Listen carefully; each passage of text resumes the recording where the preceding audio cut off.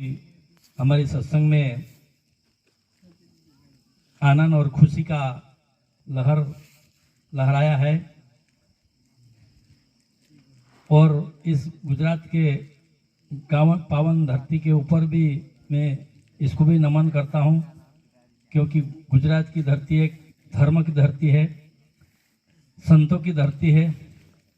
ये धरती नमन करने के लायक है। इसलिए हमारे गुजरात के भाई को भी नमन करता हूं और हमारे लोगों इधर से यहाँ तक इस गांव में हमारा संसार पालन पोषण के लिए यहाँ तक आए और उन लोगों को इस गुजरात वाले भाई ने पालन करके हमारा सब भाइयों को यहाँ रहने का आसरा दिया और सहारा दिया। इसलिए यहाँ के लोग जो है वो धन्यवाद का पात्र है। और हमारे लोग ये बाहर से आए हैं, वो भी भगवान का नाम और सत्संग, चाहे कितनी भी मुसीबत पड़े, चाहे धाड़की करो, धंधा करो, चाहे नौकर और चाकर रहना पड़े, लेकिन हमारे मन में जो भक्ति और भगवान नाम को धारण करके आए हैं वो बहुत बड़ी खुशी से ले रहे हैं। इसीलिए इनका भी बहुत बहुत बधाई। और हमारा तो ये है कि भाई इतनी घड़ी भिखला महाराज और टंटा महाराज ने सबको समाया कि भिखला महाराज ने जिन इन संसार में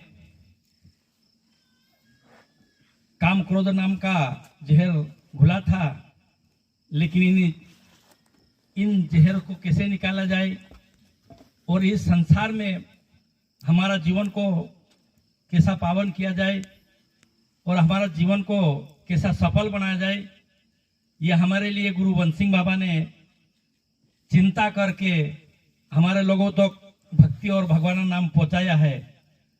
तो इस कारण से इस नाम के ऊपर धारण करके सब लोग ने हमारी सम्मान बढ़ाया है। इसलिए हम हर इंसान बोलते हैं कि भाई हमारा शरीर इस जिंदगी में कुछ लाया नहीं है और कुछ ले जाने वाला भी नहीं है, लेकिन गुरु बंसिंह बाबा बोलता है कि इन संसार में आया तो कुछ लाया भी था और इन संसार से जाएगा तो कुछ ले जाएगा भी। क्योंकि लोग बोलते हैं कि भाई इस संसार में हमारा ये शरीर नहीं जाता है तो आगे हमारे पास इस संसार में रहने वाली साधन कहाँ हमारे पास जाएगी। लेकिन गुरु बंसिंह बाबा बोलता है कि हमारा शरीर एक नहीं पांच पांच है। हमारा सूक्ष्म शरीर है, हमारे पास कारण शरीर है, हमारे पास महाकारण शरीर है, हमारे पास केवल्य देह शरीर है। ये शरीर हमारे पास, एक हमारा शरीर नहीं जाए तो क्या करे, लेकिन हमारे पास दूसरा भी शरीर है। ये शरीर से हमारा कर्म कैसा है, हमारा धर्म कैसा है, हमारा क्या क्या चीज हम हिंद धरती के ऊपर रह के कमाया है, वो हमारे साथ में जाने वाला चीज है।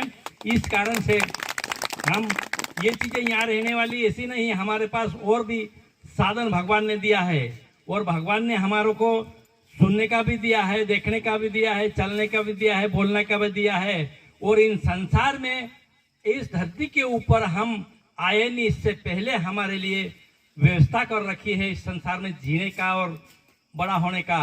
इतना अच्छा भगवान हमारे लिए कर रखा है। इसलिए संसार में हम दूसरों तो नहीं कर सकते हैं, लेकिन संसार में लिए कुछ हमारे लिए भक्ति कर सकते हैं। हम एक अच्छी बात किसी और को समझा सकते हैं, हम सत्संग कर सकते हैं, हम अच्छे मार्ग पर जाने की कोशिश कर सकते हैं, क्योंकि हमारे पास आज इन वर्तमान में हम इस चीज को लेने और समझने मौका है हमारे पास। क्योंकि हम ना तो जन्म हमारे हाथ में है, ना हमारे हाथ में मरण है, लेकिन ये बीच की चीज है, ये वर्तमान में ये हमारे हाथ में है। इसलिए हम इस बात को समझने की कोशिश करना चाहिए और इस बात को जानने की कोशिश करना चाहिए क्योंकि हमारे पास शरीर भी 5 है, हमारे पास जीव भी 5 बता रहे हैं लोग, और हमारे पास 10 नारी और 10 नदियां बता रहे हैं, हमारे पास देह बता रहे हैं। हम सब चीज इसी शरीर में बहुत सारी चीजें बताई है, लेकिन इस चीज को हम दुनिया में समझ नहीं सकते, लेकिन हमारा शरीर को हम समझना जरूरी है। इसीलिए ये महेश महाराज ने भी भजन में बोला है कि रामा पीर की भक्ति में हम रंगाए जाएंगे, क्योंकि रामा पीर की भक्ति में, हमारा वन सिंह बाबा की भक्ति में हम ये अपना महेश महाराज ने रंगाया है। इसीलिए उस भजन द्वारा आपको सबको रंगा है। इसलिए भजन में जो आनंद मिला है वो ये आनंद हमारा शरीर में शुद्ध विचार प्रकट कर सकता है। हमारा शरीर में जो भजन को समझेंगे तो हमारा जितना हम भजन संपर्क करेंगे, भजन में बैठेंगे, हम एक संतम आत्मा का दर्शन करेंगे तो हमारा मन में विचार अच्छा आता रहेगा। हम उसी इंसान के ऊपर दर्शन नहीं करेंगे, हम उससे मिलजुल नहीं करेंगे, हम संगत को अलग अलग करेंगे, क्योंकि संगत इंसान में कुछ खराबी नहीं है, खराबी हमारी संगत में है। इसीलिए अच्छे लोगों को संगत करो, अच्छी जगह के जाकर बैठो और अच्छे लोगों से विचार लेते रहो। यही हमारा संस्कार है, यही हमारा जीवन सुधारने का इलाज है। लेकिन हमारा संस्कार को हम ध्यान नहीं देंगे, हम अच्छे लोगों को साथ मिलेंगे नहीं, तो हमारी अच्छी बात कहाँ से आएगी, और अच्छी बात नहीं आएगी तो हमारा शरीर कहाँ अच्छा बनेगा।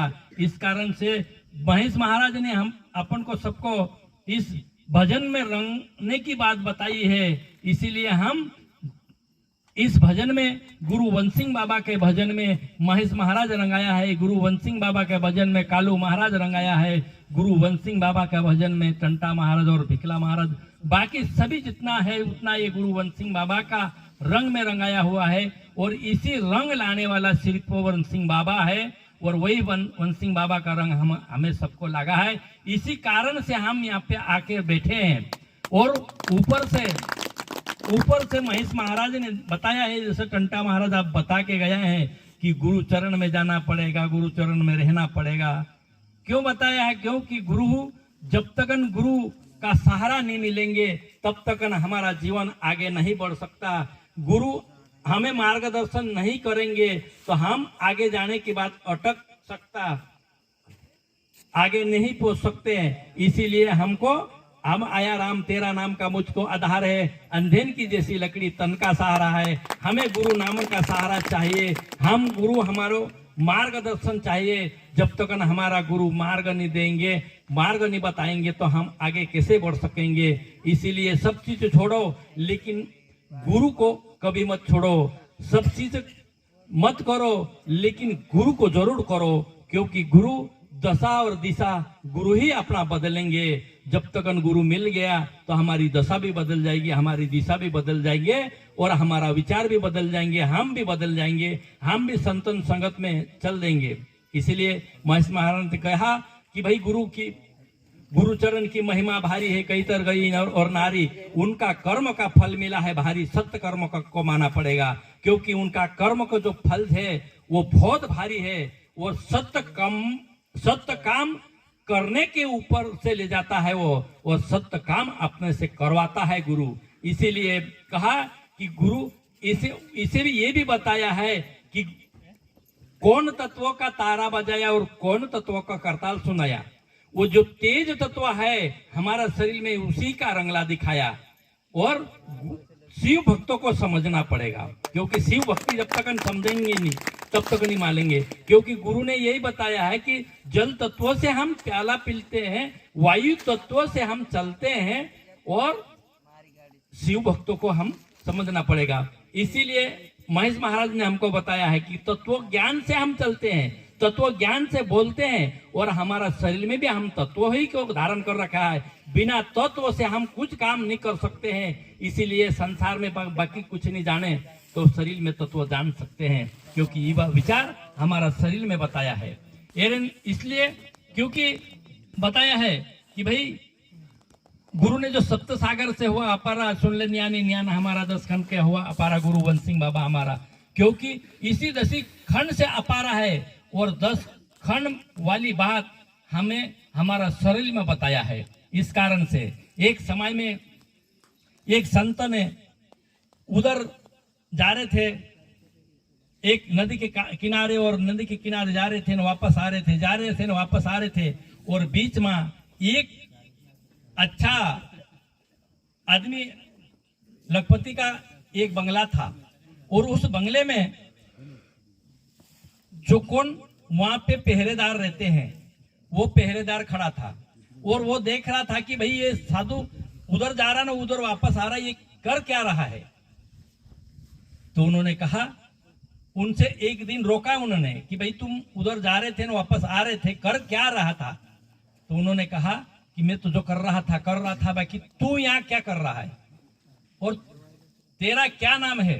तो उन्होंने कहा कि मैं तो एक पहरेदारी कर रहा हूं, क्योंकि इस और पहरेदारी कर रहा हूं इस बंगले में, जो कुछ गलत चीजें अंदर नहीं चली जाए, कोई चोर नहीं चली जाए और कोई चीज उठा नहीं ले जाए कोई, इस कारण से मैं यहाँ पहरा देता हूं बोले।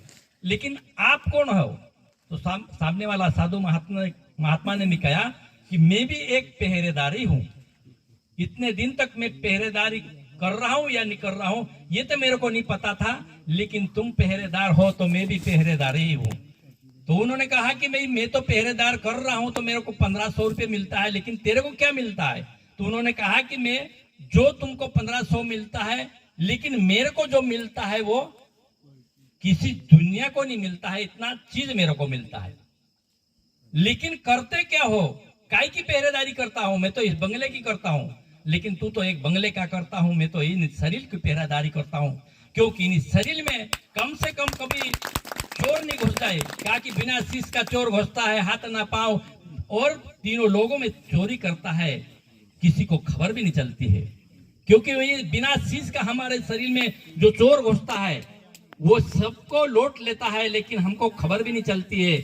लेकिन इसी की पहरेदारी कर रहा हूं मैं, लेकिन तू तो इस बंगले की पहरेदारी करेगा, लेकिन मैं तो इन मकान जो 5 तत्वों को जो है मकान इसकी पहरेदारी कर रहा हूं, और हमारा विचार में गलत नहीं घुसने देंगे, पहरेदारी करेंगे, हमारा विचार अच्छा रखेंगे, हमारा विचार संतों के दर्शन करने में लगेंगे, हमारे लिए विचार भगवान की पूजा करने में लगेंगे, हमारे विचार गुरु चरण में गुरु शब्दन का पालन करने में लगेंगे, तो हमारा शरीर में कुछ अगर पहरेदारी में न कमी रहे तो हमारा शरीर एक उन्नति के ऊपर जाएगा, अच्छे काम में लगेंगे, अच्छा विचार पैदा कर सकेंगे, अच्छा काम कर सकेंगे।